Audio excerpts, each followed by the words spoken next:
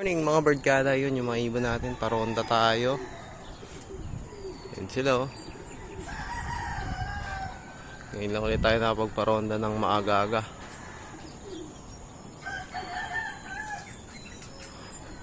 Tuldo ka na sila. Dati kung saan sila pupunta, saan sila magre-raging.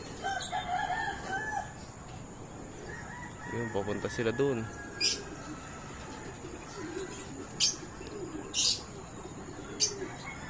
Yun na, lumayo na. Kitawan niyo pa ba? Yun, oh. Yun sila, oh. Yun, layo na. Yun na matanaw, pumunta ng norte.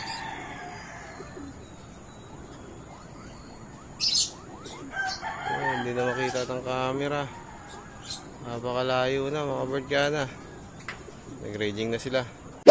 Yo mga birdkada, bagong linis yung loft nila. Ayan oh, malinis na yung ilalim. Wala nang dumi, pati mga parts nila bagong linis na. At dinisinfect na rin natin yan ng malatayon, no? Yung kanilang mga perch.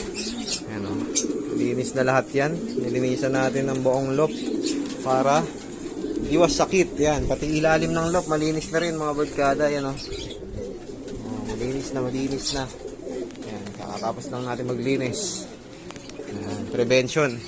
Ayan, every week lang tayo naglilinis. Ayan, before basketing para kita natin yan bukas yung mga droppings nila kung okay na okay, no?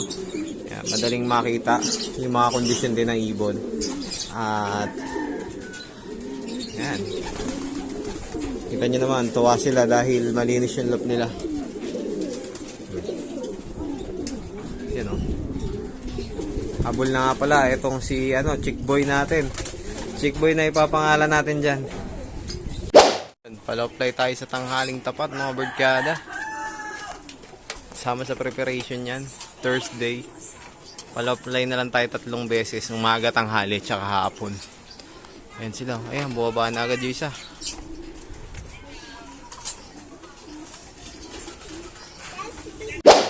Yun, nag-i-snack din sila yan. Pagkatas na Romonda sa tanghali, binibigyan natin sila ng snacks. Yan yung kanilang pinapakain natin. Konti lang kasi pinapakain natin sa kanila sa umaga. Dahil nga, paparondahin pa natin sila ng tanghali. Yan. Para mabilis pa rin silang papasukin.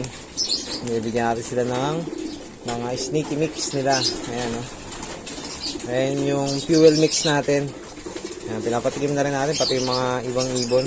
Hirap kasi pag hiwalay-hiwalay yun eh. So lahat sila nakakain na rin yan ng fuel mix.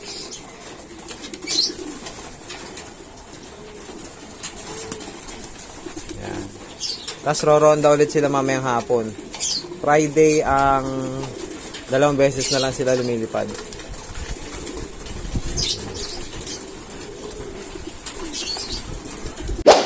Yo, magandang gabi mga birdkada. Ayan, nagbibigay tayo ng cod liver oil. Ito, binibigay natin sa mga ibon natin kapag Thursday ng gabi, no? Ito yung sinusubo natin. Isa-isa sa mga panlaro natin. Ayan, no? Ayan, no? Gel siya na naka ganito na. Ayan, sinusubo natin isa-isa. Ito. Tara, pakita ko sa inyo kung paano. Let's go! Ayan mga birdkada, ito yung binibigay natin sa ibon natin kapag Thursday ng gabi, no? Ayan, cod liver oil. Ayan, no? Ayan, susubo natin rekta sa kanilang bibig. Ayan. Pampaganda na ang kanilang balahibo yan. Nakita nyo mga birdkada kung gaano kagaganda yung droppings ng mga ibon natin. Ayan, no? Oh, ang titindi ng droppings nila, pati sa ilalim, buo-buo lahat ng mga droppings ng mga ibon natin. Ayan, solid. Tomorrow na yung derby, no? So, ayan, kondisyon na yung mga alaga natin. Ayan. Let's go!